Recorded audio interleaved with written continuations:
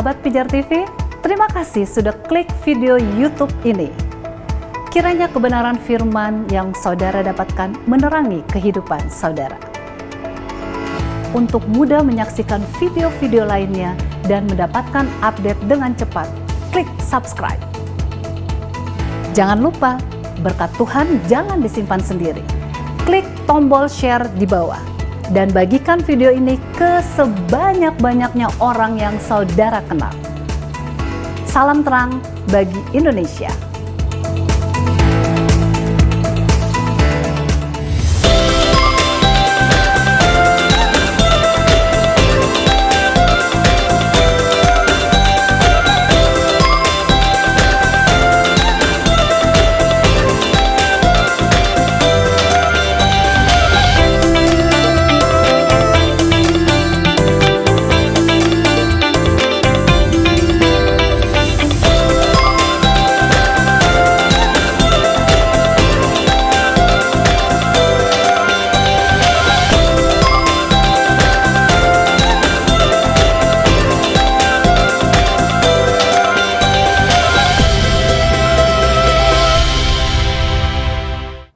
Pemirsa, Shalom, salam sejahtera bagi Anda sekalian. Senang sekali kita masih berjumpa dalam program Ku Tahu Yang Ku Percaya. Doa adalah nafas orang percaya. Doa adalah aktivitas yang sangat penting di dalam kekristenan kita. Tetapi sesungguhnya, tahukah Anda apa definisi dari sebuah doa? Atau adakah cara-cara tertentu yang perlu kita ketahui agar doa kita menjadi doa yang benar di hadapan Tuhan? Dan bagaimana cara berdoa yang Tuhan kehendaki di dalam kehidupan kita? Dalam episode ini, kita akan bahas secara lengkap bersama dengan hambanya, Pendeta Ezra Soru. Dan untuk itu, pemirsa, jangan kemana-mana. Senantiasa bersama-sama dengan kami dalam program acara Ku Tahu Yang Ku Percaya.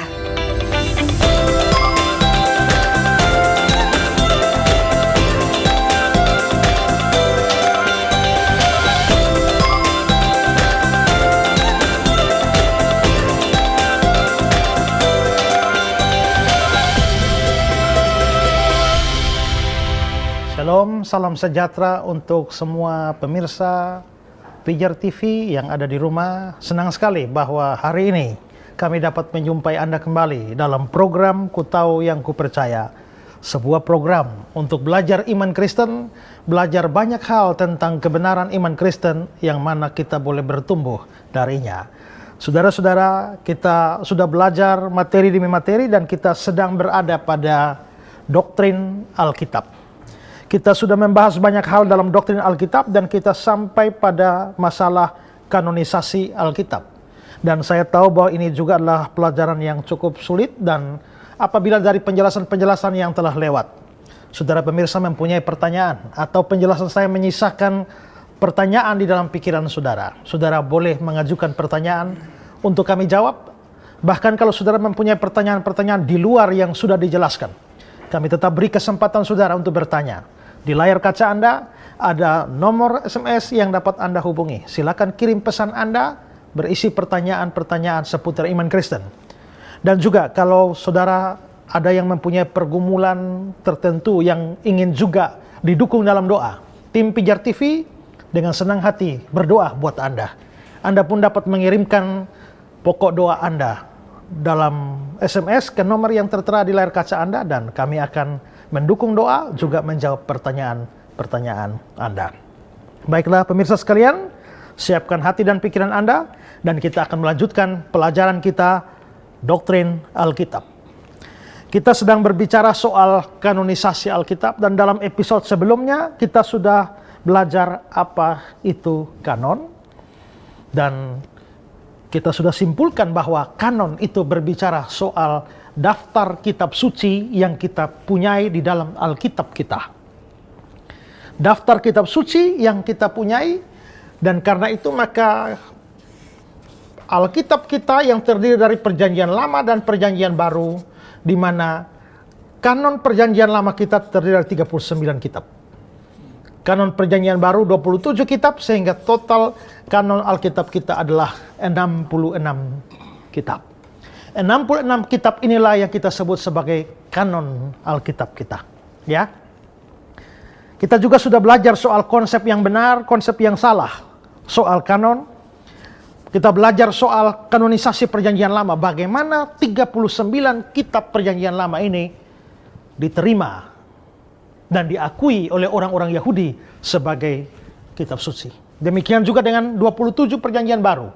Melalui proses yang panjang, gereja akhirnya mengakui 27 kitab ini yang dipakai sebagai standar hidup dan doktrin ajaran dari gereja Kristen.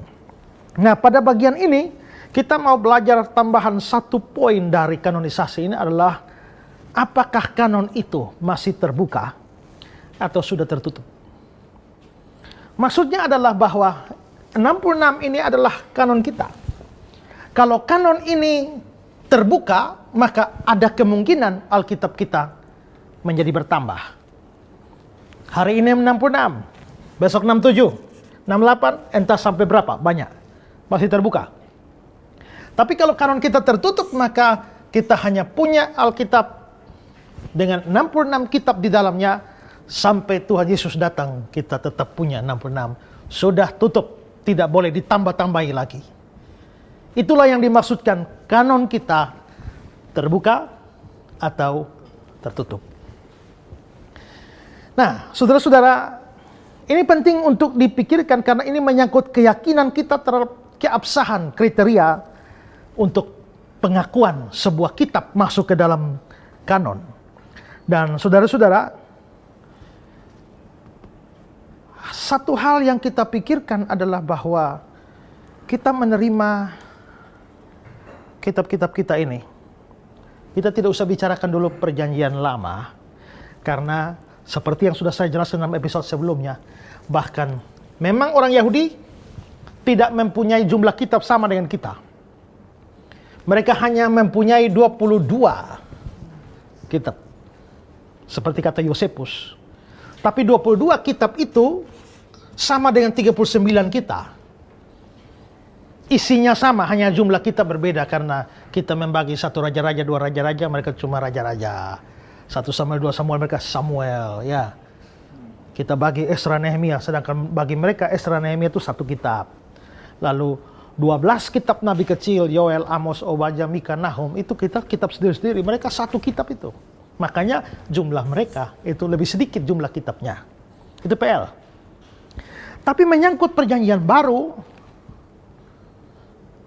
bagaimana kalau nanti ditemukan kitab-kitab lain yang memenuhi persyaratan untuk diakui sebagai kanon? Apakah kita akan menerimanya? Atau tidak? Nah, ini penting saudara, karena begini. Di dalam Perjanjian Baru, kita mempunyai kitab surat-surat dari Rasul Paulus kepada jemaat Korintus. Berapa surat? Berapa surat? 2, yaitu 1 Korintus dan 2 Korintus. Tapi tahukah saudara bahwa sebenarnya Paulus bersurat kepada jemaat Korintus ini itu 3 kali. Bukan cuma 2. Sebelum surat 1 Korintus ini sebenarnya ada satu surat mendahului. Dan surat yang mendahului ini, itulah sebenarnya 1 Korintus.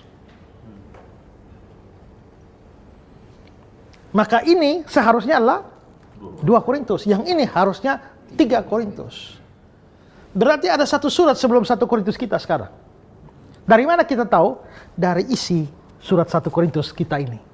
Mari coba kita lihat 1 Korintus 5 ayat yang ke-9. 1 Korintus 5 ayat yang ke-9. Dalam suratku telah kutuliskan kepadamu supaya kamu jangan bergaul dengan orang-orang cabul. Ini kata Paulus ya. Dan ini ada dalam surat 1 Korintus. Dalam suratku telah kutuliskan padamu. Dalam surat ini Paulus menyebut ada suratnya yang lain. Terjemahan yang lebih tepat dari situ adalah dalam suratku yang terdahulu. Karena bentuknya past. dalam suratku yang terdahulu kutuliskan kepadamu. Berarti sebelum surat 1 Korintus ada satu surat yang mendahuluinya. Di mana surat itu? Nggak ada ya? Hilang. Sekarang mari kita lihat Kolose pasal 4 ayat 16. Kolose 4 ayat 16.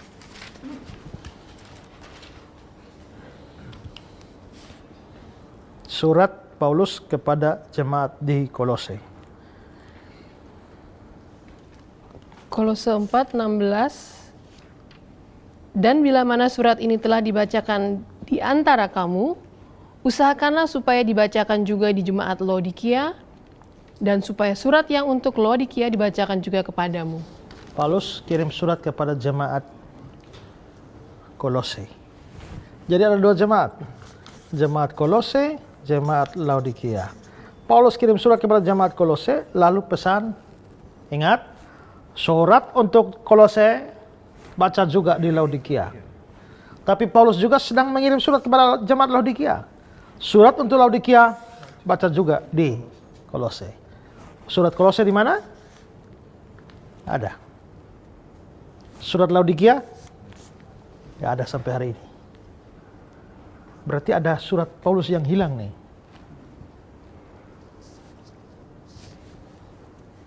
Sekarang kita punya PB 27. Bagaimana kalau 10 tahun yang akan datang surat 1 Korintus yang sesungguhnya ditemukan? Nambah? Bagaimana kalau besok surat Laodikia ditemukan? Nambah? Nah, ini jadi problem kita. Kalau kita bilang kanon sudah tertutup, berarti temukan dua ini pun kita nggak nambah. Padahal kelihatannya ini berotoritas. Karena sama-sama dari Rasul. Dan ini firman Tuhan. Kalau kita nggak nambah, artinya kita tertutup terhadap firman Tuhan yang baru ditemukan. Tapi kalau mau nambah, artinya kita harus berprinsip bahwa kanon kita masih terbuka. Kalau ditemukan tambah 29. 100 tahun ke depan temukan satu lagi, tambah lagi 30. Terus, dan sampai kapan? Sampai kiamat kita tidak pasti kita punya jumlah kitab berapa. Nah, ini yang kita maksudkan dengan kanon terbuka atau tertutup. Nah, bagaimana kita menjawab ini? Apakah kanon kita terbuka, masih terbuka atau sudah tertutup? Nah, saya mau berikan beberapa alasan dulu untuk kita pertimbangkan sebelum kita mencapai kesimpulan terbuka atau tertutup. Pertama, kita perlu memikirkan sesuatu yang bersifat historis. Bahwa sepanjang sejarah gereja Kristen yang sudah 2000-an tahun ini, tidak sedikit kitab-kitab yang pernah dipikirkan bahwa itu setara dengan perjanjian baru dan karenanya perlu ditambahkan dalam kanon kita. Tapi ternyata tidak memenuhi persyaratan untuk diakui sebagai kanon. Saya beri contoh misalnya pada tahun 110 Masehi, itu ada satu tulisan yang disebut sebagai tulisan Ignatius. Ignatius ini salah seorang bapak gereja. Dan sebelumnya ada orang yang pernah mengusulkan bahwa tulisan Ignatius pun perlu dimasukkan ke dalam kanon. Karena dianggap setara dengan kitab-kitab yang lain dalam perjanjian baru. Tapi saudara, itu sama sekali tidak pernah diterima, mengingat bahwa Ignatius sendiri kelihatannya membedakan dirinya dari rasul-rasul yang lain.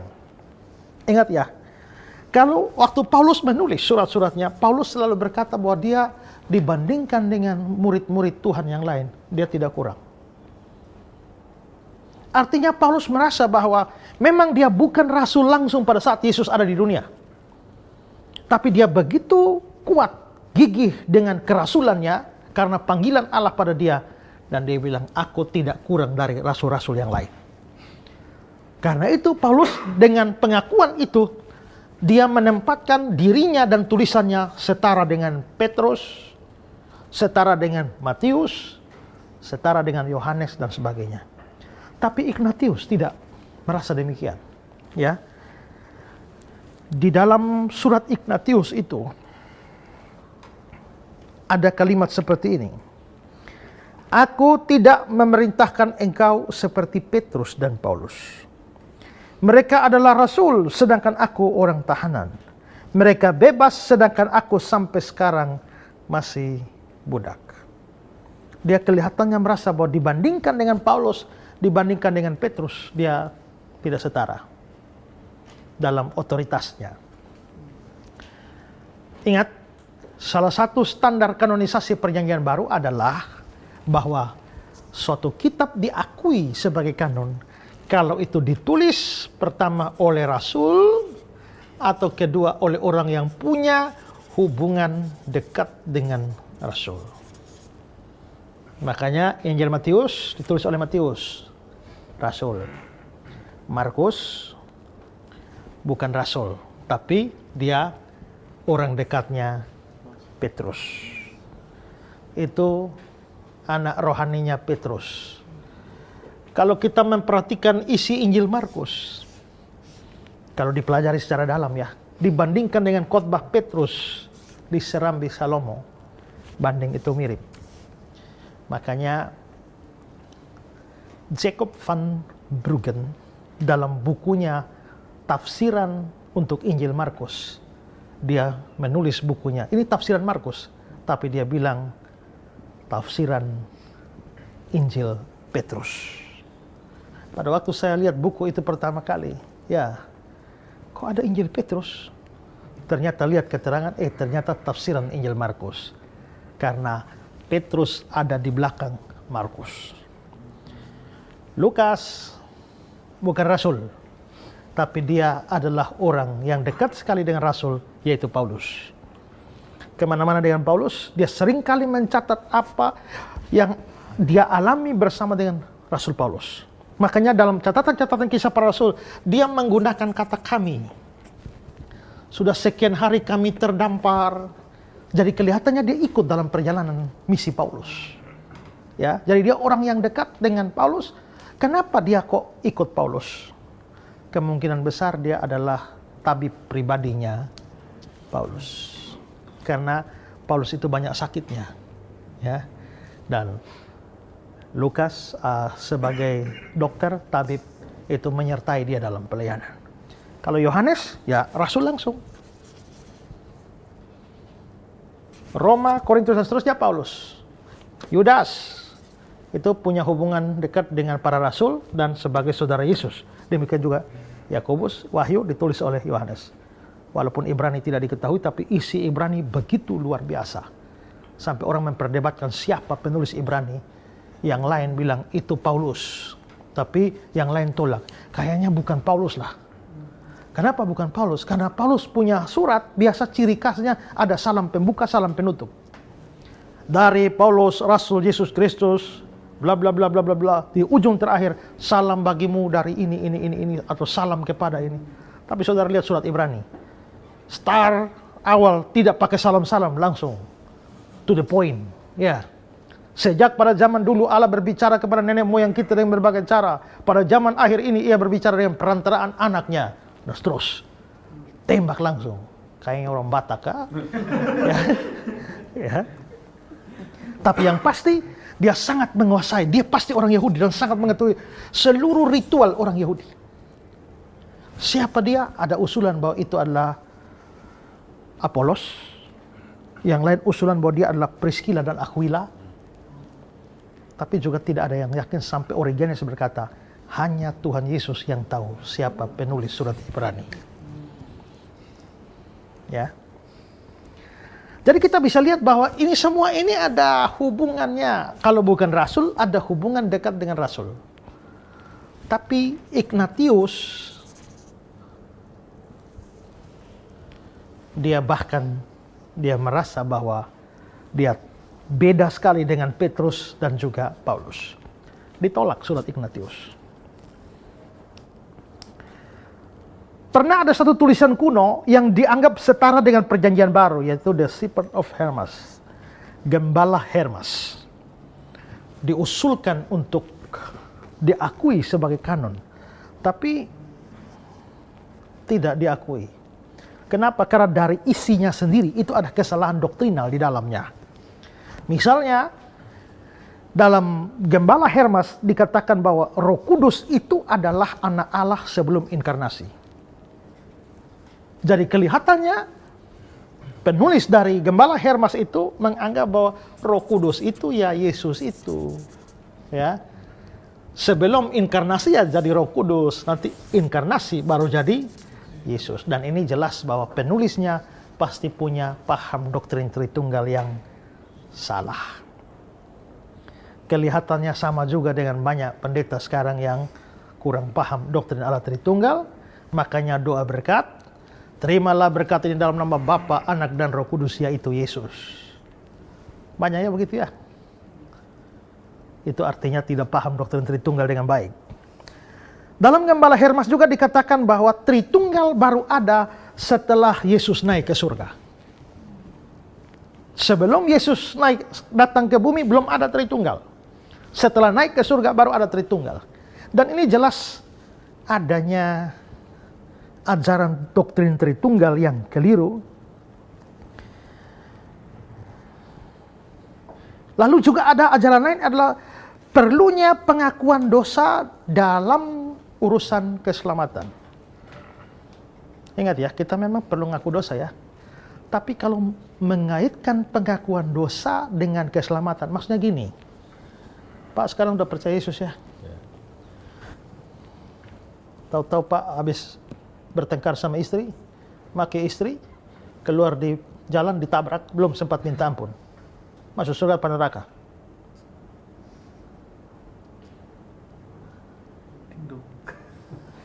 Ya, belum sempat. Nah dalam Gembala Hermas, pengakuan dosa itu penting. Kalau kita belum mengaku dosa, nggak bisa selamat itu. Ya saudara, kalau selamat itu ditentukan oleh pengakuan dosa saat terakhir, berapa banyak kita yang bisa selamat? Susah ya. Tiap hari ini dosa nih. Dosa dalam pikiran, perkataan, perbuatan. Pas curi mangga, jatuh dari pohon mangga, selesai ya. Masuk neraka. Berarti nggak ada jaminan bagi kita. Tidak. Kita memang harus mengaku dosa.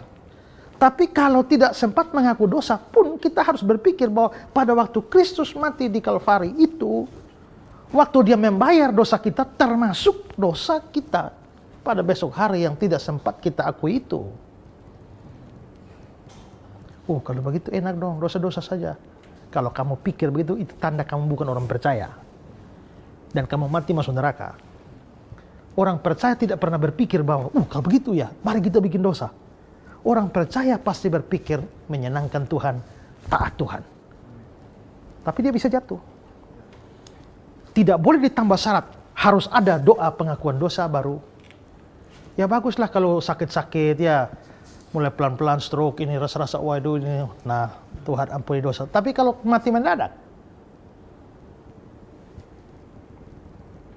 ada orang yang keluar dari rumah, dari dalam rumah ke halaman rumah, tiba-tiba sebuah benda jatuh dari langit dan hantam, mati, jatuh dan mati. Dia mati tanpa tahu apa yang menimpa kepala dia. Orang lain juga bingung, ada apa yang turun dari langit sampai menghantam kepala dia dan mati. Setelah mereka cek, ternyata kura-kura. Bagaimana bisa ada kura-kura turun dari langit? Ini mengherankan. Lalu orang mengamati. Rupanya dalam pengamatan mereka setelah itu, ada seekor elang yang biasa menangkap kura-kura dari laut. Hari itu mungkin burung elang membawa kura-kura terbang tinggi. kura-kuranya terlalu gemuk mungkin. Elang tidak kuat lagi memegangnya dan elang melepaskan. Begitu elang melepaskan, kura-kura meluncur ke bumi, beliau keluar dan hantam plak mati. Sempat minta ampun dosa? Tidak. Kalau saudara mengalami nasib begitu, masuk neraka dong.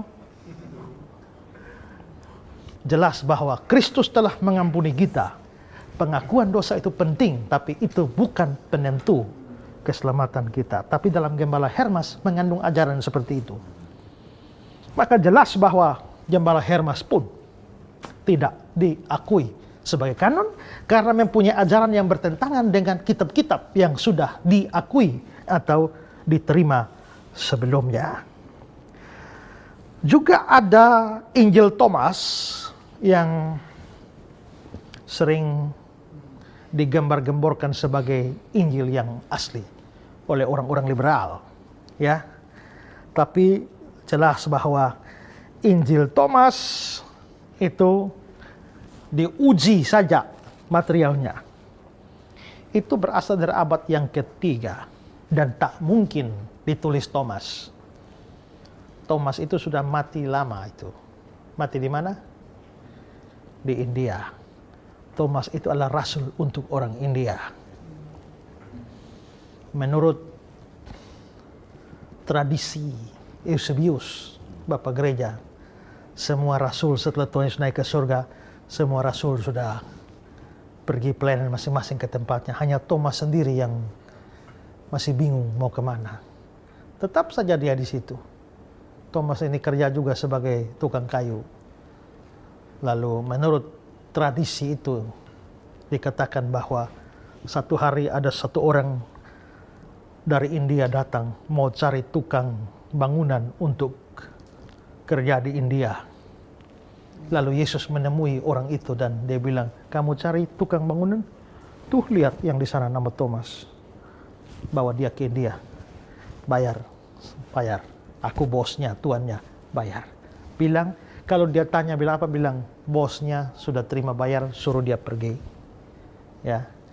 Lalu akhirnya pergi. Sudah pembayaran sudah lunas dan bosmu suruh kamu pergi, namanya Yesus. Dan akhirnya Thomas pun berangkat ke India. Bekerja, dibawa kerja bangunan untuk Raja Gandaforus. Ini tradisi Eusebius ya. Kerja buat Raja Gandaforus untuk membuat istana. Biaya dana sudah keluar banyak. Thomas terima dana untuk kerja istana. Tapi rupanya Thomas bukan bangun istana, pergi bagi-bagi untuk orang miskin. Raja tunggu, mana hasilnya? Ada. Raja makin penasaran. Coba bawa, saya mau lihat istananya. Thomas bilang, saya sedang membuat istana yang tidak kelihatan. Marahlah Raja Gandaforus. Akhirnya Thomas pun dipenjarakan. Setelah Thomas dipenjarakan, adiknya Raja Gandaforus mati. Setelah adiknya Raja Gandaforus mati, mujizat terjadi. Beberapa hari kemudian dia bangkit. Dan waktu dia bangkit, dia beritahu bahwa dia melihat sebuah istana yang dibangun Thomas. Gandaforus kaget, ini istana yang tidak kelihatan. Akhirnya Thomas pun dibebaskan dan diinjililah si Gandaforus sampai percaya dan mengizinkan Thomas untuk memberitakan Injil sepanjang wilayah India. Dan akhirnya sampai hari ini kira-kira ada 7 gereja di India yang masih dipercaya sebagai gereja peninggalan Thomas. Di salah satu gerejanya ada satu menara tinggi di situ dan mereka memasang replika dari Thomas. Kuburan Thomas dengan kutipan Yohanes 20:28. My Lord and my God. Ya Tuhanku dan Allahku. Pengakuan Thomas. Thomas berkonflik dengan orang-orang kafir dan dia ditombak mati di India sementara dia berdoa. Itu sudah jauh. Bagaimana kitab Injil Thomas baru muncul abad 3? Ini pasti palsu lah. Gak mungkin lah. Lagi pula isi Injil Thomas itu sangat kental ciri gnostiknya. Gnostik itu ajaran sesat awal gereja. Rasul Yohanes masih menghadapi aliran gnostik ini. Aliran gnostik agak aneh memang pandangannya. Dan di dalam Injil Thomas itu sempat ada kalimat yang sukar dimengerti ya. Agak aneh. Misalnya begini. Simon Petrus berkata kepada mereka, biarlah Maria, maksudnya Maria Magdalena, biarlah Maria pergi dari kita, karena wanita ini tidak pantas untuk hidup. Yesus berkata, aku akan memimpin dia sehingga aku menjadikan dia seorang laki-laki, agar dia juga bisa menjadi roh yang hidup, menyerupai engkau semua yang laki-laki. Karena setiap wanita yang menjadikan dirinya laki-laki akan memasuki kerajaan surga. Itu kalimat dalam Injil Thomas. Agak aneh seperti itu, dan Injil Thomas pun ditolak. Secara historis juga pada abad yang pertama dan kedua itu muncul sebuah kitab yang namanya Didache, ya. Dan Didache ini adalah buku panduan doktrin bagi mereka yang akan dibaptis. Dan pernah dianggap setara dengan Perjanjian Baru. Tapi dalam penelitian yang lebih lanjut, nampaklah bahwa isi Didache itu, misalnya, ada keharusan puasa sebelum dibaptis. Jadi orang kalau mau baptis harus puasa, puasanya harus hari Rabu dan Jumat, sedangkan hari Senin dan Kamis tidak boleh puasa. Umat Kristen wajib menaikkan doa Bapa Kami 3 kali sehari. Dan keselamatan mengharuskan kesempurnaan di saat-saat terakhir. Makanya kayak tadi Pak, habis maki istri, ditabrak mobil mati, berarti nggak sempurna sampai akhir, nggak selamat. Nah, dari isi-isi seperti itu maka Didache tidak bisa diakui untuk masuk ke dalam kanon kita. Maka dari sini terlihat bahwa dari sisi historis,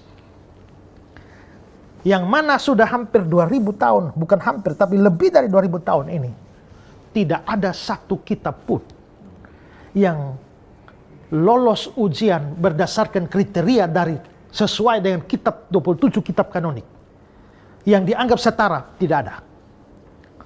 Sudah 2000 lebih tahun. Itu dari sisi historis. Dari sisi yang logis, gereja perdana kelihatannya sangat menghargai tulisan-tulisan suci, apalagi dianggap firman. Sedikit pun, biar sedikit tetap dipelihara.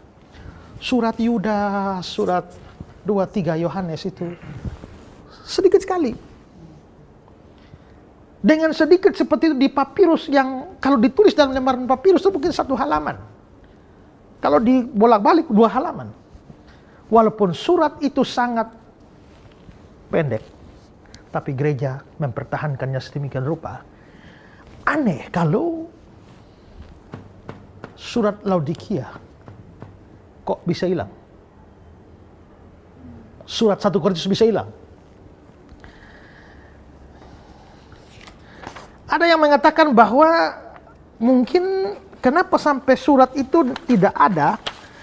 Pernah ada pikiran begini, bahwa ini kan surat untuk jemaat Kolose, baca di Laodikia, Laodikia baca di Kolose. Ada yang mengusulkan begini, bahwa mungkin karena surat-surat itu terlalu spesifik untuk jemaat tertentu dan tidak relevan untuk jemaat lain, jadi tidak dipertahankan. Akhirnya orang Kristen perdana tidak mempertahankan. Tapi bagaimana itu bisa, katanya juga mungkin karena suratnya terlalu bersifat pribadi. Tapi ingat ya, bahwa di dalam kanon kita juga ada surat pribadi masuk kok. Misalnya, surat yang bersifat pribadi.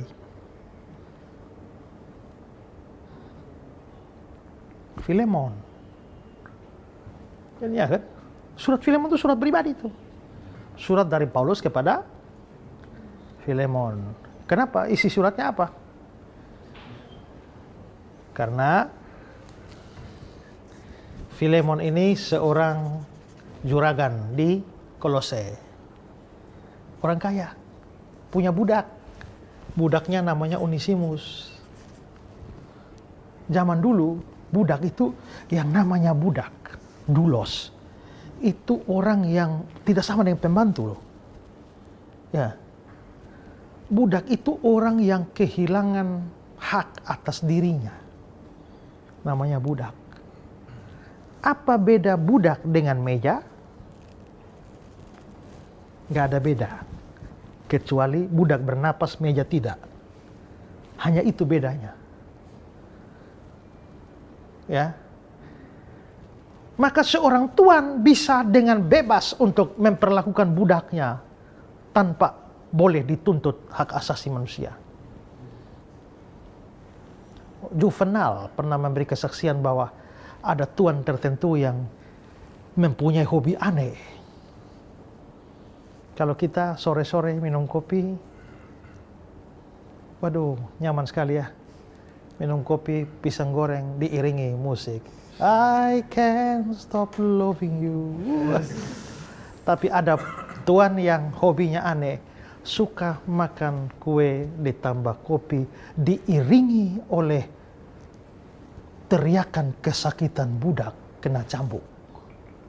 Jadi dia boleh bikin kopi, pasang kue, makan, lalu panggil budak satu sini, tiarap, algojo, tolong dicambuk. Dicambuklah sejadi-jadinya sambil mengiringi dia minum kopi.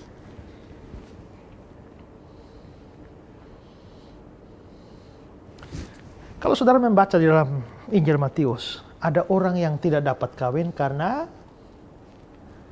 pertama, dilahirkan demikian. Kedua, karena dijadikan demikian oleh orang lain. Ketiga, karena kepentingan kerajaan Allah. Kalau rasanya saya, pelayanan banyak gini loh. Kalau menikah nih ada istri lah, ada anak lah, repot sekali. Mending gak usah nikah lah. Ya, nah itu saya tidak menikah karena kerajaan Allah. Ada orang yang tidak menikah karena dilahirkan demikian. Mungkin karena punya cacat dalam organ-organ seks. Tapi yang kedua itu loh. Ada orang yang tidak dapat kawin karena dijadikan demikian oleh orang lain. Berarti ada orang lain bikin dia tidak menikah. Apa itu? Ini. Tuan-tuan pada waktu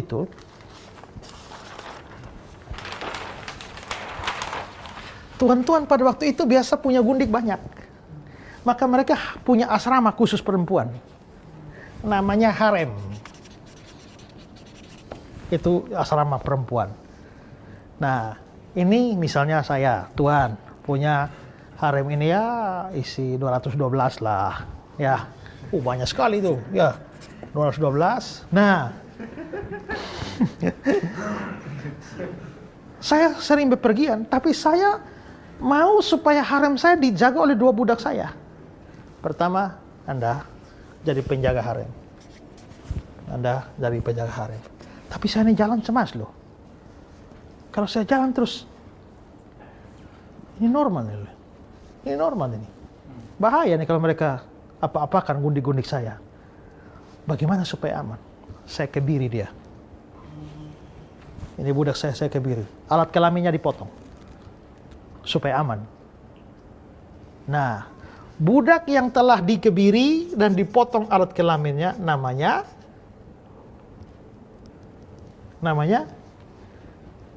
sida-sida. Makanya di Kisah Para Rasul sida-sida dari Ethiopia, coba cek itu. Pasti sudah dikebiri itu, ya. Itu namanya sida-sida. Artinya adalah bahwa budak pun kalau mau dikebiri pun nggak boleh melawan. Jadi budak itu mutlak tunduk kepada tuannya. Makanya kita disebut sebagai dulosnya Kristus. Berarti kalau saya jadi hamba Tuhan, Tuhan ngomong apa saja, bahkan mau kebiri pun siap. Hanya sekarang banyak orang menjadikan diri nama hamba Tuhan tapi melawan, luar biasa. Kepengen hidup mewah. Ya. Hamba Tuhan tidak begitu. Budaknya seperti itu. Nah, jadi kita bisa lihat bahwa di sini ya budak-budak tuh sangat menderita sedemikian rupa. Ya. Jadi betul-betul apa saja yang tuannya mau buat. Budak tunduk sempurna kepada tuan-tuannya, ya. Nah, maka Filemon punya budak, namanya Onesimus. Kalau budak sampai ketangkap mencuri, itu disalibkan. Nah, satu hari Onesimus mencuri duit Filemon. Onesimus takut, kaburlah dia. Begitu kabur dia, Filemon ini orang berpengaruh di Kolose, juragan di Kolose.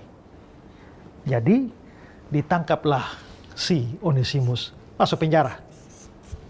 Ternyata Filemon, Onesimus masuk penjara, Paulus sudah di penjara duluan. Ketemulah Filemon sama Paulus di penjara. Paulus nginjili sama Onesimus. Bertobatlah Onesimus. Lalu Paulus bilang, sekarang setelah bertobat kembali kau ke Filemon. Onesimus bilang, aduh kalau saya kembali ini jangan-jangan disalibkan ini. Kamu ini Filemon yang mana? Kolose. Aduh, itu Filemon Kolose saya kenal. Saya yang injili dia. Kalau begitu sekarang kamu keluar dari penjara, kembali ke Filemon, bawa surat saya. Bawa surat saya, bawa kasih Filemon. Maka keluarlah Onesimus, bawa surat pada Filemon. Kalau sudah ngerti cerita begini, nanti baca surat Filemon, ngerti.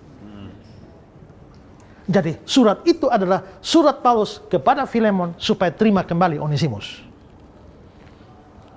Saya pernah berkhotbah begitu dan saya pernah berkata bahwa, hei Filemon, mungkin pernah ada Onesimus yang menyakiti engkau. Maukah engkau terima mereka kembali? Ini surat pribadi. Jadi surat yang bersifat pribadi pun ternyata bisa diterima dalam kanon. Jadi alasan bahwa mungkin surat Laodikia terlalu pribadi sehingga tidak dipertahankan dan akhirnya dibuang dari kanonisasi atau dibuang tidak dipertahankan sehingga akhirnya lenyap sehingga tidak masuk kanon, tidak kuat. Karena kalau alasannya terlalu pribadi, surat Filemon juga terlalu pribadi tuh. Kalau surat untuk Titus, Timotius masih berguna bagi pelayan mereka, tapi Filemon sangat pribadi. Maka alasan surat Laodikia hilang karena terlalu bersifat pribadi, kelihatannya sukar untuk diterima. Yang lain mengatakan begini, mungkin ada faktor X yang menyebabkan hilangnya 1 Korintus yang asli dan Laodikia. Misalnya kebakaran. Mungkin gedung kebaktian kebakaran lalu terbakarlah surat Laodikia. Tapi pertanyaan kita adalah, kalau memang itu firman Allah, ya, kalau memang itu firman Allah, apakah Allah tidak bisa menjaga firman-Nya sehingga sampai terbakar, sehingga tidak sampai kita sekarang? Kalau agama yang lain bahkan bilang bahwa kitab suci mereka sempat dimakan kambing. Ya, naskahnya itu, naskah yang aslinya hilang karena dimakan kambing. Karena itu kalau mereka berteriak-teriak bahwa mereka punya asli, enggak, itu pun salinan. Enggak ada yang asli, yang punya manuskrip, yang punya autograf, tidak ada lagi. Semua salinan. Ya. Nah, dari situ saudara, kelihatannya memang tidak ada alasan yang memadai untuk menjawab mengapa surat 1 Korintus yang asli dan Laodikia ini hilang. Selain itu, ada alasan yang sifatnya teologis. Kita mari berpikir ya. Kalau surat 1 Korintus yang asli, firman Tuhan. Surat Laodikia, firman Tuhan. Sekarang coba baca Matius 4 ayat 4.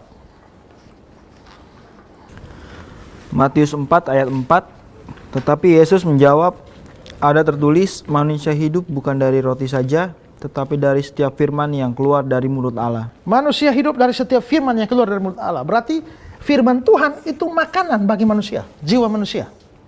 Kalau surat 1 Korintus ini adalah firman Tuhan, maka dia berguna untuk makanan rohani dari orang-orang percaya.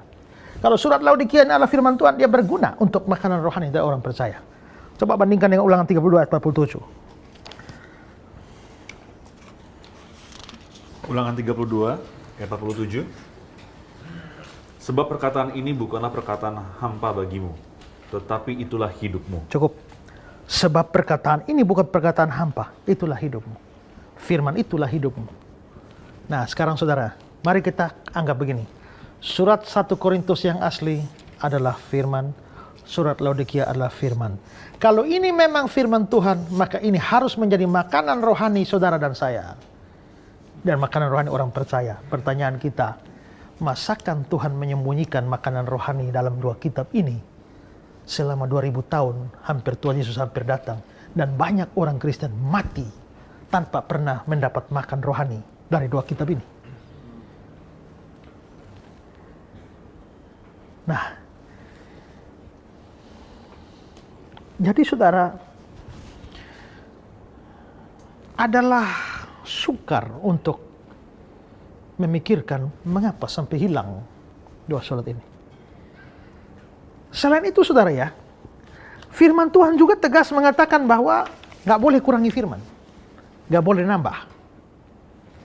Coba Ulangan 4 ayat 2. Ulangan 4 ayat 2. Janganlah kamu menambahi apa yang kuperintahkan kepadamu, dan janganlah kamu menguranginya.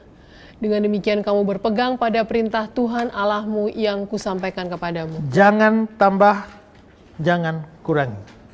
Ulangan 12 ayat 32. Ulangan 12 ayat 32. Segala yang kuperintahkan kepadamu haruslah kamu lakukan dengan setia.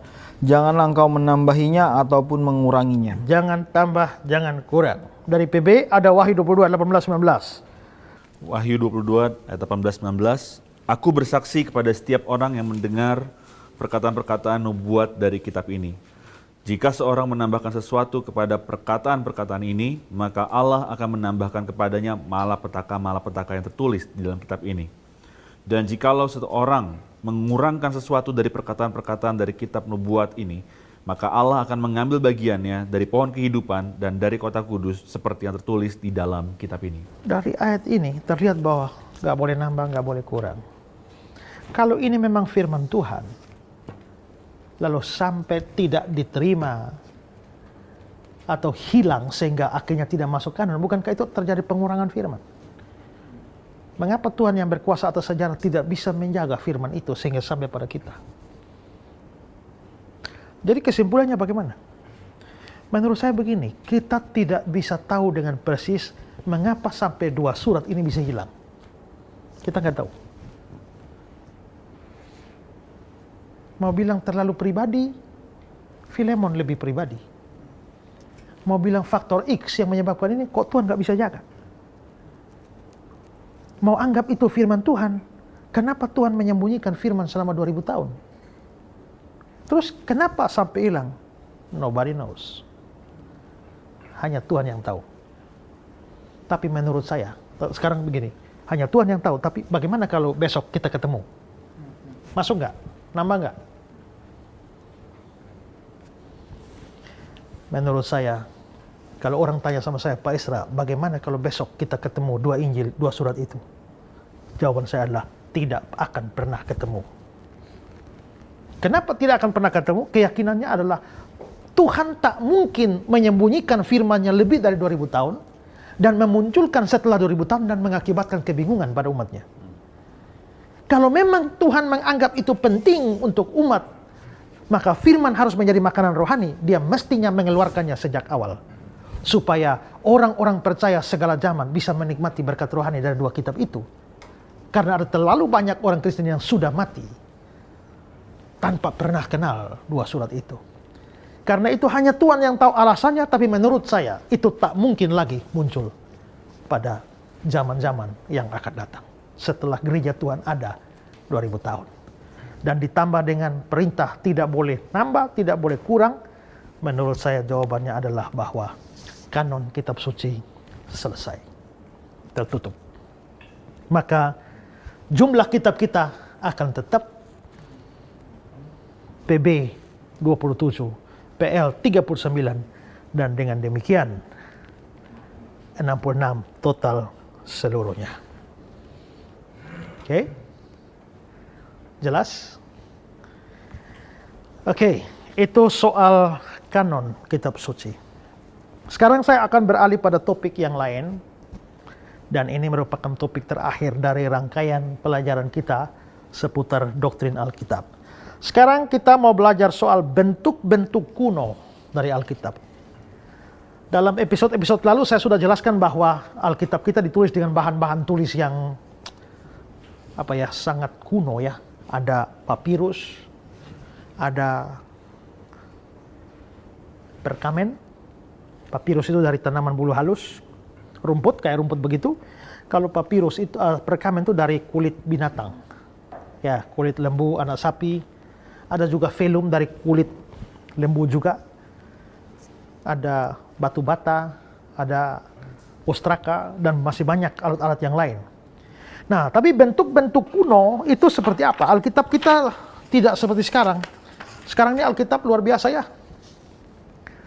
Sudah ada yang seperti cetakan yang kita punya, bahkan sudah ada di HP, ya, di mana lagi? Software, program, komputer, ya di satu sisi menolong. Nah, tapi bagaimana bentuk kunonya? Nah, bentuk kuno Alkitab mula-mula itu adalah dalam bentuk gulungan kitab. Jadi, naskah-naskah itu dari papirus, ujung-ujungnya dihubungkan, diberi perekat pada kayu tertentu lalu diguling. Sekarang pun kalau kita dapat undangan nikah, ada beberapa undangan nikah yang kayaknya kayak begitu ya. Atau kalau nonton film Majapahit, raja-raja kalau terima surat ya kan mesti buka dulu. Atau tak usah jauh-jauh, upacara bendera ya, menghadap kepala sekolah, nomor dibuka begini kan. Nah, kira-kira model begitu gulungan kitab. Ada banyak ayat Alkitab yang menunjukkan ada gulungan kitab. Nah, tapi kira-kira saudara, gulungan kitab model kayak begini. Ya, ini gulungan kitab. Ini model kunonya seperti itu. Kadang-kadang ada ditulis bolak-balik. Bolak-balik ya. Kalau gulungan kitab yang ditulis bolak-balik itu namanya opistograf. Opistograf itu yang misalnya ada dalam Wahyu pasal 5 ayat 1. Coba lihat Wahyu 5 ayat 1. Wahyu 5 ayat 1. Maka aku melihat di tangan kanan dia yang duduk di atas tahta itu sebuah gulungan kitab yang ditulis sebelah dalam dan sebelah luarnya dan dimeterai dengan 7 meterai. Ditulis sebelah dalam dan sebelah luar. Naskah Qumran yang kita temukan di Laut Mati itu dari dalam bentuk gulungan, termasuk gulungan kitab Yesaya yang panjangnya sampai puluhan meter itu. Ya. Ini adalah gulungan kitab Yesaya dari naskah Qumran. Ya. Ini ada di Museum Israel sekarang. Kalau saudara pergi ke Museum Israel, saudara boleh mengunjungi untuk melihat penemuan Dead Sea Scroll.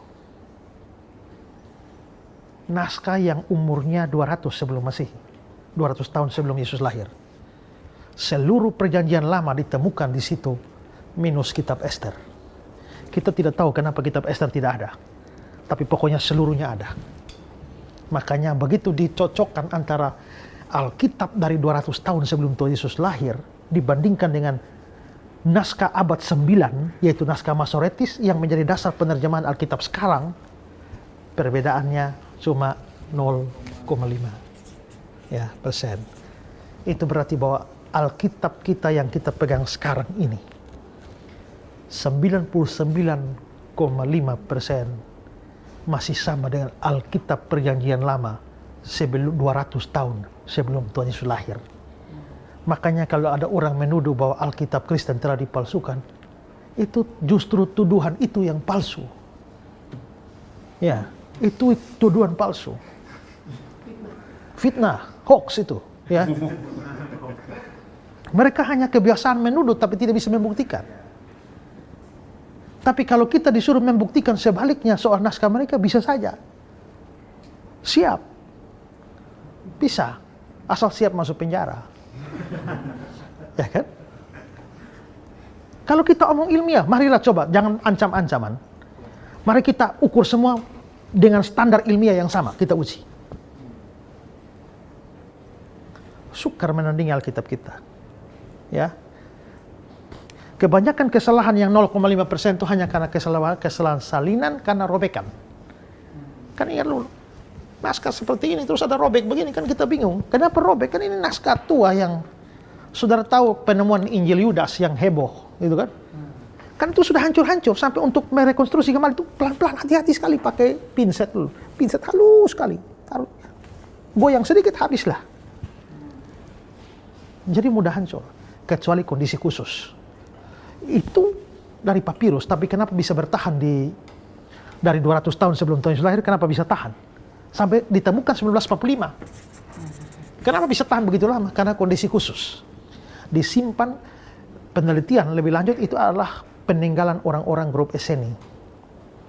Grup Esseni itu adalah satu grup keagamaan yang pernah muak dengan hidup sekuler, lalu mereka mengundurkan diri ke sekitar wilayah Laut Mati, lalu membangun komunitas sendiri untuk hidup di sana, dan kerjanya mereka tiap hari salin Alkitab. Salin, simpan, salin, simpan, salin, simpan. Ya. Dan pernah mereka dibasmi oleh orang-orang Roma.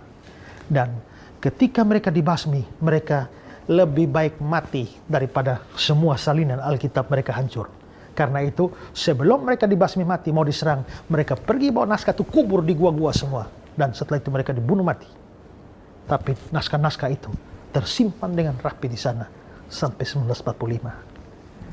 Itu luar biasa. Naskah-naskahnya kebanyakan dari gulungan.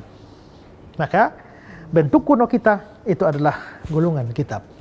Nanti gulungan kitab belakangan muncul perkembangan di mana bukan lagi gulungan tapi lembaran papirus ditumpuk. Itu namanya kodeks. Maka setelah gulungan kita lalu punya kodeks, ya. Dan kodeks-kodeks kita punya peninggalan kodeks-kodeks. Dan kodeks-kodeks itu menarik karena cukup lengkap. Kitab, semua kitab. Ya. Kita punya kodeks namanya Kodeks Vatikanus. Yang terkenal, ada Kodeks Sinaiticus yang ditemukan di sekitar Sinai. Ada Kodeks Alexandrinus yang ditemukan di Alexandria, Mesir. Ada Kodeks Abrogans, Kodeks Argenteus, dan masih banyak kodeks yang lain. Kita punya, tersimpan di museum-museum dengan rapi. Sekali lagi, kalau mau uji keabsahan dan keaslian, kita boleh bongkar semua. Baik Dead Sea Scroll maupun semua kodeks yang ada bisa dibuktikan. Makanya sebenarnya tuduhan bahwa Alkitab kita palsu itu memalukan loh. Karena tidak bisa dibuktikan secara ilmiah. Ya. Nah, jadi dari gulungan ke kodeks. Lama itu, orang lama pakai gulungan, baru pindah ke kodeks. Saya pikir kalau kita masih pakai gulungan, ini sekarang berat. Bayangkan kalau semua kejadian sampai Wahyu diguling, kita bisa bawa gulungan besar sekali, itu pergi kebaktian susah. Tapi belakangan, puji Tuhan, sudah ada yang lebih sederhana, yaitu kodeks. Ya, tapi lama-lama makin rapi lagi. Ya, ini mahal nih. Lembaga Alkitab memberitahu bahwa ini mahal sekali. Jenis kertas ini tipis, tapi dicetak dari sini tidak tembus pandang ke sebelah. Ini kertas khusus, mahal sekali. Kita bersyukur punya begini. Tapi perkembangan modern muncul HP. Orang tanya sama saya, Pak Pendeta, bagaimana dengan fenomena sekarang orang Kristen ke gereja hanya bawa HP saja? Di satu sisi sebenarnya bagus lah ya, memudahkan kita cari ayat. Kan mudah ya. Obaja, langsung oh dapat. Coba bawa ini, ayo buka Obaja. Pendeta selesai khotbah, Obaja belum ketemu juga kan. Apalagi ada concordance yang memudahkan kita untuk cari ayat gampang. Ya, cari ayat gampang. Hanya banyak godaan kalau bawa HP ke gereja. Ya, apakah kamu hanya buka Alkitab? Atau kamu bikin status? Apalagi pendetanya khotbah nggak menarik. Ya, dikomentari. Belum lagi selfie. Ada banyak. Pakai HP nggak salah, menurut saya. Tapi harus banyak berdoa. Janganlah membawa kami ke dalam pencobaan. Ya. Karena kemungkinan untuk kita menyimpang. Memang saya tidak menuduh bahwa orang kalau dengar khotbah lagi tuk-tak itu pasti lari lain. Tidak. Saya juga sering mengecek khotbah orang. Kalau dia berkhotbah di dalam bahasa Yunaninya, saya ngecek dulu. Bener nggak? Ya. di dalam bahasa Yunaninya ini, kata aslinya ini ditulis dalam bentuk imperatif atau genetif atau datif. Dicari semua itu. Benar nggak ini? Karena ingat loh, ada orang yang pamer bahasa asli padahal nggak ngerti loh. Ya. Ada orang saksi Yehova datang ke rumah saya. Lalu bicara Yesus Allah. Saya bilang Yesus Allah lah, Yohanes 1 ayat 1. Pada mulanya firman itu bersama-sama dengan Allah, firman itu adalah Allah. Karena jelas. Dia bilang tidak. Kalau melihat di dalam bahasa Yunani ada dua kata theos di situ. Theos yang pertama dengan kata sandang ho, dan theos yang kedua tidak ada kata sandang ho. Maka theos yang pertama itu ada kata sandang ho, maka disebut Allah A besar. Tapi theos kedua tidak ada kata sandang, maka Allah A kecil. Jadi firman itu bersama-sama dengan Allah, dan firman itu suatu Allah. Hebat sekali. Saya bilang, tak usah lah, repot-repot lah. Lu ngomong bahasa Yunani lah kata sandang. Coba lu hafal, coba alfa sampai omega, coba om. Lu hanya tahu cuma alfa dan omega saja kan? Huruf yang lain kan tidak tahu. Sok bahasa Yunani kau, ya kan? Huruf saya tidak tahu. Jangan terlalu takutlah kalau orang ngomong bahasa Yunani. Kebanyakan hanya pamer. Ya, makanya juga jangan takut, harus berani selidiki. Jadi kalau saya tuk-tak begini juga karena periksa, ya. Tapi banyak juga orang tuk-tak bukan karena periksa, ya. Maka bahaya juga, ada bahaya juga kalau kita pakai HP untuk kebaktian. Kalau mau aman betul ya begini aja lah, ya. Itu mau buka bagaimana saya terserah, ya. Mau tuk-tak juga terserah, ya. Nah, paling terakhir adalah ada terjemahan yang paling awal. Tapi sebelum ini ada pertanyaan? Ya, ya. Sebetulnya sejak kapan sih Pak Alkitab model kuno itu dicetak menjadi Alkitab modern seperti sekarang ini? Dan juga itu dicetak di mana Pak? Dicetak di Jerman. Kapan? Sejak ditemukannya mesin cetak Gutenberg. Kita harus berterima kasih kepada Johannes Gutenberg, ya, yang telah menemukan mesin cetak Gutenberg. Dan setelah mesin cetak Gutenberg selesai dibuat, buku pertama yang dicetak adalah Alkitab. Jadi dari seluruh buku di dunia yang dicetak modern, kita hitung buku agama maupun buku non-agama yang dicetak dengan mesin cetak modern, nomor 1 itu Alkitab, yaitu Vulgata bahasa Latin. Ya, Vulgata bahasa Latin dicetak sebanyak 48 eksemplar. Dan ya sekarang sudah banyak kan ada 1.500-an itu. Ya. Sekarang tinggal 21 yang utuh. Ya, sisanya mengalami ya robek-robek ya, dan beberapa masih disimpan dengan baik. Baik di Amerika, di Inggris juga ada, di Moskow juga ada, di Vatikan juga ada menyimpan itu. Ya. Sekarang saya tambahkan sedikit soal terjemahan awal. Terjemahan paling awal, kan saya sudah mengajarkan bahwa Perjanjian Lama,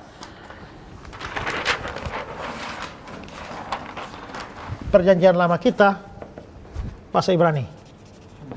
Perjanjian Baru dengan bahasa Yunani. Ada sisipan Aram. Ya. Nah, tapi kan ini diterjemahkan ini. Pernah diterjemahkan. Nah, ada beberapa terjemahan yang paling awal, ya.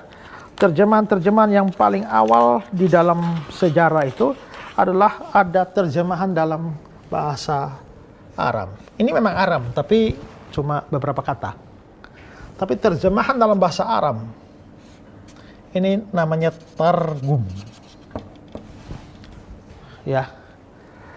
Itu Targum itu di dalam bahasa Aram, lalu juga Perjanjian Lama ini yang berbahasa Ibrani diterjemahkan ke bahasa Yunani. Diterjemahkan ke bahasa Yunani, ini terjadi 200 sebelum Masehi di Mesir. Ini namanya Septuaginta.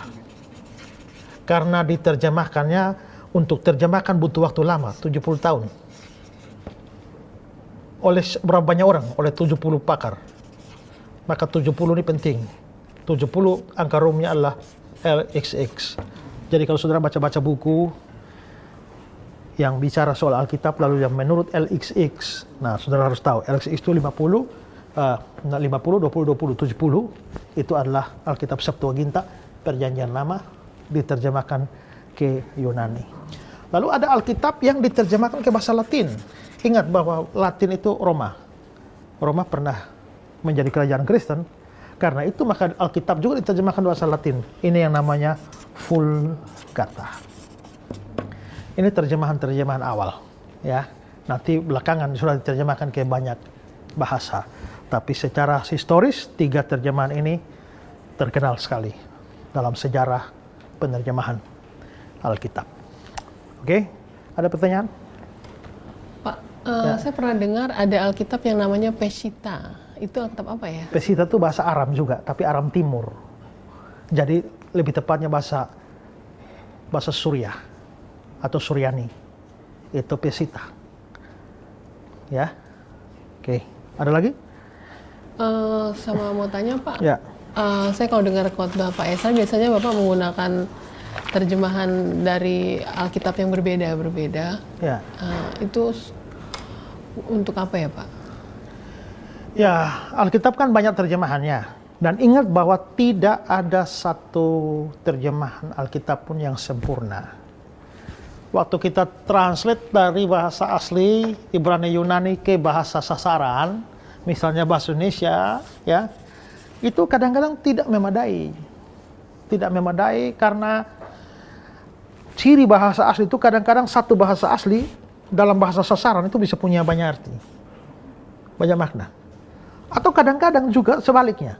Sebaliknya kita punya banyak kata tapi dalam bahasa asli cuma satu. Nah itu maka pilihan-pilihan terjemahan itu mempengaruhi. Saya misalnya kasih contoh ya,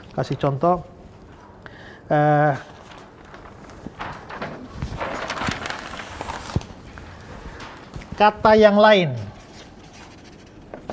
Yang lain tuh ada 2 kata Yunani yang sama-sama berarti yang lain.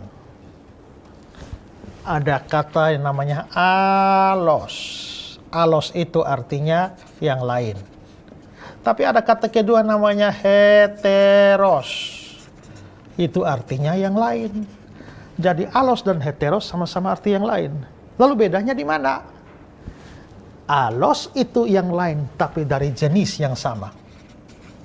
Sedangkan heteros itu yang lain tapi dari jenis beda. Ngerti? Ini apa? Spidol. Ini ada yang lain. Ini bukan ini dong. Ini bukan ini dong. Ada yang lain. Tapi jenisnya sama. Itu sama-sama spidol. Itu namanya alos. Ya. Ini. Ya. Tapi ada yang lain di sebelahnya. Tapi jenisnya beda. Ini spidol, ini Alkitab. Berarti yang lain. Ini bukan ini bukan ini. Tapi jenisnya beda. Kalau jenisnya beda, itu heteros. Ini menarik ini. Nah, coba saudara baca ya.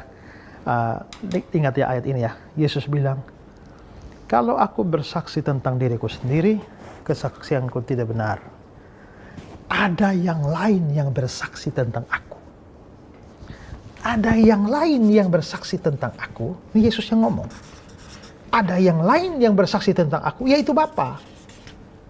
Dia bersaksi tentang aku. Tapi yang lain ini kalau diperiksa bahasa Yunaninya, dia alos. Berarti ini yang lain ini sejenis. Berarti Yesus dengan Bapa itu lain. Tapi sejenis. Terus, kalau saudara baca dalam 1 Yohanes 2 ayat 1. Itu dia bilang begini. Anak-anakku, janganlah kamu berdosa. Tapi apabila kamu berdosa, ingatlah bahwa kita mempunyai pengantara yang agung, yaitu Yesus Kristus Tuhan kita.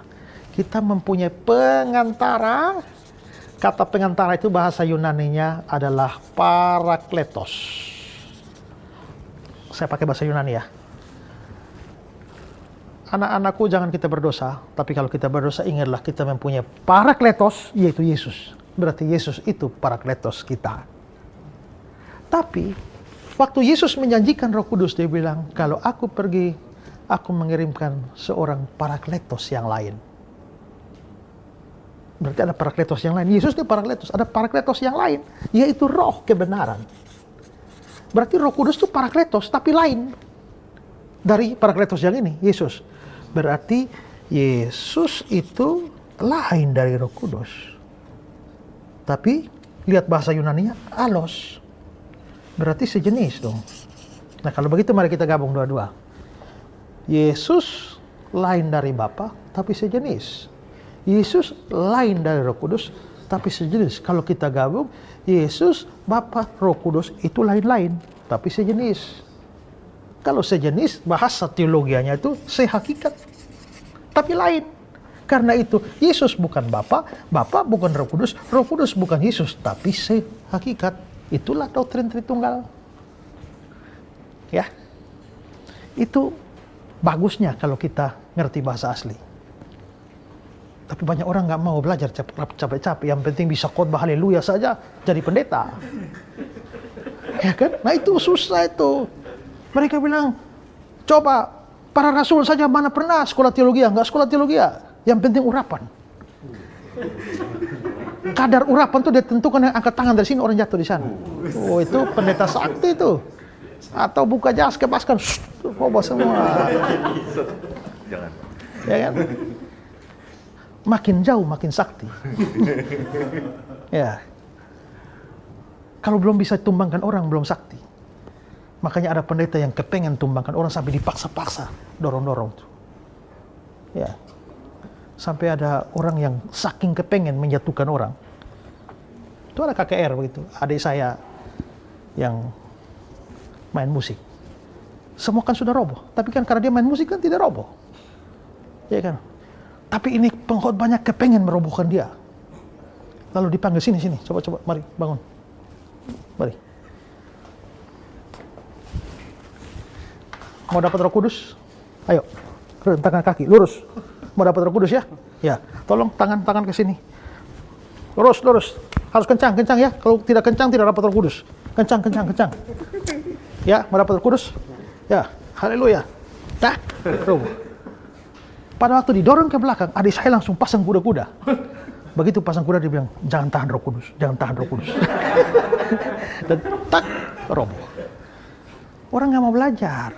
Yang penting urapan. Mereka bilang rasul-rasul pun tidak belajar. Ya memang saja rasul tidak belajar. Kan bahasanya bahasa mereka kok, budaya-budaya mereka kok. Mereka belajar ikut Yesus 3 tahun itu lebih hebat dari sekolah teologi manapun. Mereka tidak perlu belajar budaya, kan budaya mereka. Tidak perlu belajar bahasa mereka. Tapi kita kan nggak ngerti budaya mereka. Mazmur 126 tuh bilang apa? Ya. Mazmur 127. Ya, coba baca Mazmur 127. Coba Ibu lihat Mazmur 127 ayat terakhir. Mazmur 127 Mungkin ayat 5. ayat 5. Berbahagialah orang yang telah membuat penuh tabung panahnya dengan semuanya itu. Ibu baca dari ayat 4. Seperti anak-anak panah di tangan pahlawan, demikianlah anak-anak pada masa muda. Jadi ini bicara anak-anak ya. Terus Berbahagialah orang yang telah membuat penuh tabung panahnya dengan semuanya jadi itu. berbahagialah orang kalau punya anak. Terus Ia tidak akan mendapat malu apabila ia berbicara dengan musuh-musuh di pintu gerbang. jadi kalau Bapak punya anak yang baik, berbahagialah. Bapak tidak akan malu kalau bicara dengan musuh di pintu gerbang. Kita bingung ya. Ada urusan apa di pintu gerbang ini kan? Ya karena kita nggak ngerti situasi di sana. Situasi di sana adalah kalau ada kasus atau sidang pengadilan, baku lawan dengan musuh, sidang pengadilannya di pintu gerbang. Jadi kalau Bapak punya anak yang baik, konflik dengan saya tuduh dia mencuri. Dia bilang saya tidak mencuri, ke pengadilan, menghadap di pintu gerbang. Pada waktu di pintu gerbang sidang pengadilan, dibuktikan bahwa anak Bapak bersih. Maka berbahagialah Bapak, karena Bapak tidak akan mendapat malu di pintu gerbang anak-anaknya baik. Karena ngerti dong pintu gerbang. Tapi kalau kita ngomong ke Indonesia, mana ngerti kita urusan apa mereka di pintu gerbang ya? Ya kan? Nah kalau begitu kita mesti belajar, karena kita tidak tinggal di sana. Belajar. Tapi orang nggak mau belajar dan mau pikir yang penting kan hanya urapan saja. Hidup itu tidak hanya sekedar urapan. Ya. Firman Tuhan ini terlalu kaya dan kita tidak mampu gali. Ini kita dengan kata lain punya ladang emas, tapi nggak ditambang. Itu masalah terjemahan, Ibu. Nah terjemahan ini bisa rumit kalau salah terjemahan. Nah maka terjemahan ini pun tidak sempurna. Makanya dibutuhkan ada banyak terjemahan. Supaya bisa ngerti medan makna, maka ada bagusnya lihat Indonesia punya terjemahan baru. Ini sebenarnya disebut terjemahan baru, padahal sudah lama nih. Ya, dari tahun berapa nih Pak? Coba lihat nih, ya. Ini tahun berapa nih? Ya, bukan.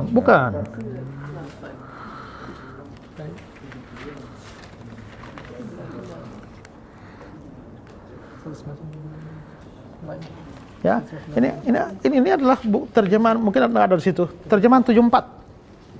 Ini keluaran 74 ini. Hanya dicetaknya tahun 96, dicetaknya tahun berapa, tapi terjemahannya terjemahan 74. Ini 74 ini sudah tua, ini lebih tua dari saya nih. Bahasa sudah berubah. Apa artinya percuma? Sia-sia. Tapi terjemahan yang lama bilang, kita diselamatkan oleh Tuhan dengan percuma. Gratis. Sia-sia. Kalau kita sekarang, tapi orang dulu percuma itu cuma-cuma. Iya. Ya, Cuma. cuma-cuma. Baca sekalipun aku berjalan dalam lembah kekelaman, aku tidak takut bahaya. Apa tuh lembah kekelaman? Lihat Alkitab Indonesia sehari-hari. Sekalipun aku berjalan dalam lembah yang gelap. Kekelaman itu gelap. Ya, nggak terlalu bahaya-bahaya amat lah. Ya toh? Tapi kalau baca terjemahan lama, sekalipun aku berjalan dalam lembah bayang-bayang maut. Ini bukan gelap ini maut ini. Dan lembah kekelaman itu, bayang-bayang maut itu dalam pikiran orang Ibrani, itu adalah istilah untuk dunia orang mati. Jadi maksudnya sekalipun aku turun ke dunia orang mati, aku tidak takut bahaya. Sebab engkau besertaku. Kan begitu kan? Berarti dengan membanding-banding terjemahan, kita lebih paham. Terjemahan Alkitab ini banyak. Indonesia punya banyak ya. Apalagi Inggris. Kalau bisa Mandarin juga bagus ya. Nah semakin banyak kan makin bagus. Sehingga kita bisa tahu medan makna. Itulah sebabnya kalau saya khotbah perlu terjemahan-terjemahan yang lain. Dan menurut saya pengkhotbah atau pendeta sebaiknya punya Alkitab lebih dari satu. Karena tidak menutup kemungkinan bisa salah di sini, tapi benar di terjemahan lama. Terus terang, menurut saya ini dibuat terjemahan baru sebenarnya. Tapi dilihat dari sisi terjemahannya, menurut saya terjemahan lama, sepanjang saya belajar terjemahan lama itu lebih bagus. Makanya lebih jelas lah. Walaupun bahasanya kan agak kurang pas untuk, misalnya saja, barang siapa melihat perempuan dan menginginkan sudah berzina.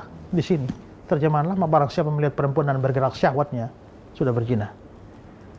Alkitab Indonesia sehari-hari, barang siapa lihat perempuan dengan nafsu birahi, dia sudah berzina. Lebih kuat. Ya, lebih kuat. Ini tahun 74. Apakah lembaga Alkitab tidak ada rencana untuk memperbarui? Ada. Bukan cuma ada, sempat dikeluarkan terjemahan baru edisi 2. Tapi begitu keluar, rupanya mereka menyadari ada kesalahan. Maka langsung ditarik kembali. Gak jadi disebarkan. Tapi saya sudah punya. Ya, setelah mereka tarik kembali, tapi saya punya. Jadi saya punya Alkitab terjemahan baru edisi 2. Makin banyak, lebih bagus ya, Bu ya. Oke, ada pertanyaan lain? Saya Pak. Ya. Saya mau bertanya, kalau Alkitab yang asli atau manuskrip itu ada pasal atau ayatnya nggak sih Pak? Kayak Alkitab kita yang sekarang? Nggak ada. Jangankan pasal ayat, titik koma juga tidak ada. Ya, dalam bahasa asli nggak ada titik koma. Makanya penempatan titik koma itu kadang-kadang mempengaruhi penafsiran. Kadang-kadang mempengaruhi penafsiran. Saya sering berikan contoh dalam bahasa Indonesia saja ya. Biasa saja. Anjing makan tikus mati. Mari kita lihat berapa kemungkinan tafsiran. Tafsiran pertama adalah Tafsiran pertama, Mati. anjing makan tikus, mati. Rupanya tikus mengandung racun. Ya. Ya. Tafsiran kedua, Anjing makan tikus mati. Tikusnya mati. anjing makan tikus yang mati. Tafsiran ketiga, Anjingnya mati. Habis makan tikus. anjing makan di Jakarta, tikus mati di Australia. Nggak ada hubungan. Ya, ini saja tafsiran beda. Ini jadi problem ketika itu loh. Aku berkata kepadamu, hari ini juga engkau bersama dengan aku di Firdaus. Aku berkata padamu, sesungguhnya hari ini engkau bersama dengan aku di Firdaus. Dalam New World Translation, terjemahan dunia barunya Saksi Yehova, mereka bilang begini, aku berkata padamu hari ini, sesungguhnya engkau bersama dengan aku di Firdaus. Jadi hari ini belum di Firdaus. Hari ini itu adalah aku berkata padamu. Aku berkata padamu bukan kemarin, hari ini. Tapi ke Firdausnya nanti. Nah, itu problem. Ya. Tanda baca tidak ada. Judul perikop tidak ada. Pasal ayat tidak ada. Lalu muncul pembagian pasal itu di mana, sejak kapan? Itu awal abad 13. Ya.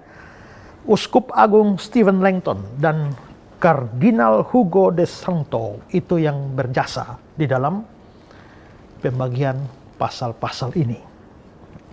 Nah, nanti untuk urusan ayat itu memang ada juga Ishak Nathan pernah buat, tapi yang dipakai Ishak Nathan tidak populer, dan sampai pada tahun 1470 baru pembagian itu dimulai oleh seorang yang namanya Robert Estienne. Dan penggunaan Robert Estienne ini dipakai pada waktu dia di dalam Alkitab bahasa Yunani edisi 1551. Dia membuat itu sehingga itu diterima. Dan akhirnya dipakai oleh lembaga-lembaga Alkitab sampai sekarang ada pasalnya, ada ayat. Di sini mungkin saya bisa tambahkan satu hal. Saudara kalau buka Alkitab bahasa Inggris dan Indonesia untuk Mazmur selalu selisih ayat. Selalu selisih ayat. Selisih satu. Kita punya kelebihan satu ayat. Jadi Alkitab bahasa Inggris masih ayat 1, kita sudah ayat 2. Kenapa? Karena gini, keterangan kitab oleh kita dimasukkan sebagai ayat. Tapi Alkitab misalnya, permisi, Mazmur pasal 32 saja. Coba saudara lihat Alkitab saudara, Mazmur 32. Mazmur 32 ayat 1, dari Daud nyanyian pengajaran. Dalam Alkitab kita itu sudah masuk ayat 1. Tapi dalam Alkitab bahasa Inggris sebelum itu hanya keterangan saja. Baru dihitungnya berikut baru ayat 1. Nah karena kita punya judulnya, kita sudah isi ayat 1, keterangannya, maka jadilah kita punya ayat lebih 1. Ya, jadi ingat ya bahwa ayat-ayat itu bukan asli ya. Jadi itu bukan firman Tuhan itu. Itu bisa salah.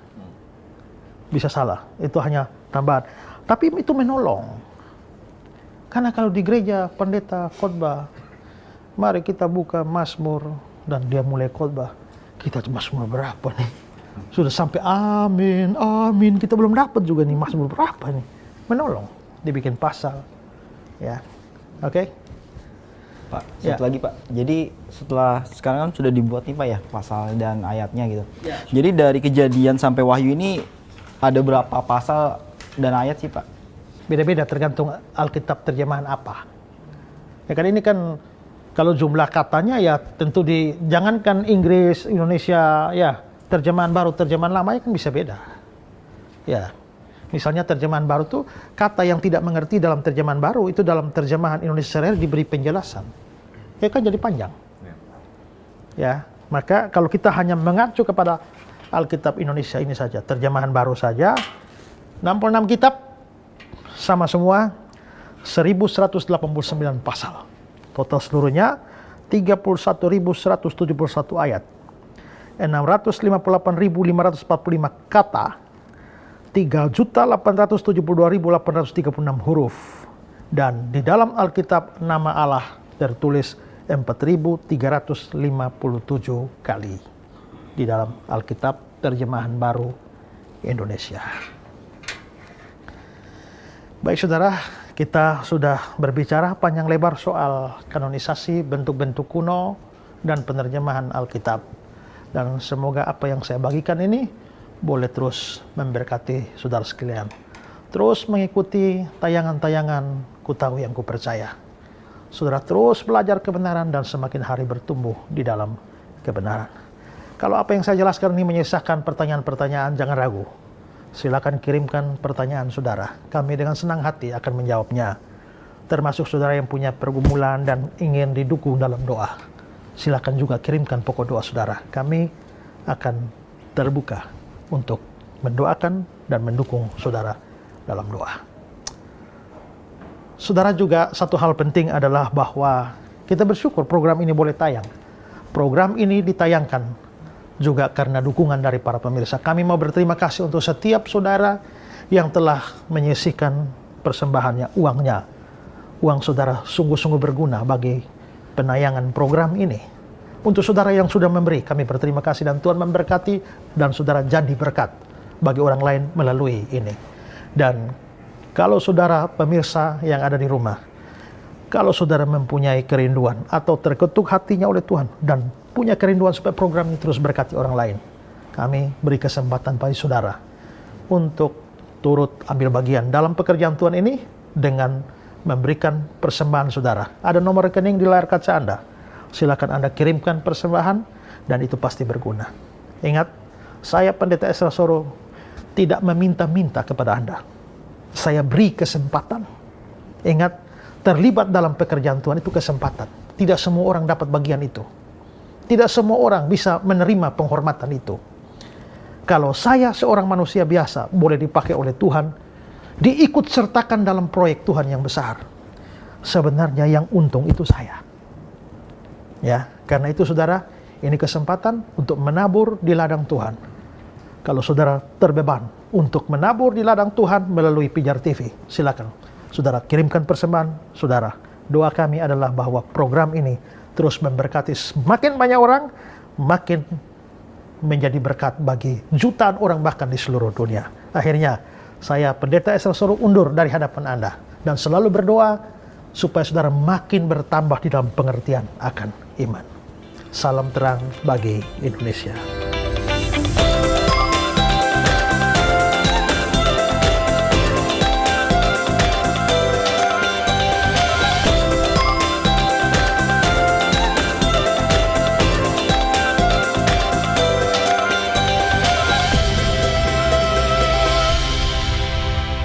Terjawab ya pemirsa, apa yang menjadi pertanyaan Anda berkisar tentang cara doa, definisi doa, apakah kita perlu atribut khusus atau dengan gaya tertentu supaya doa kita diterima oleh Tuhan? Nah, pastikan Anda diberkati lewat episode yang baru saja ditayangkan bagi Anda sekalian. Dan tentunya masih ada episode-episode lain yang siap memberkati Anda seputar pembahasan mengenai kebenaran firman Tuhan.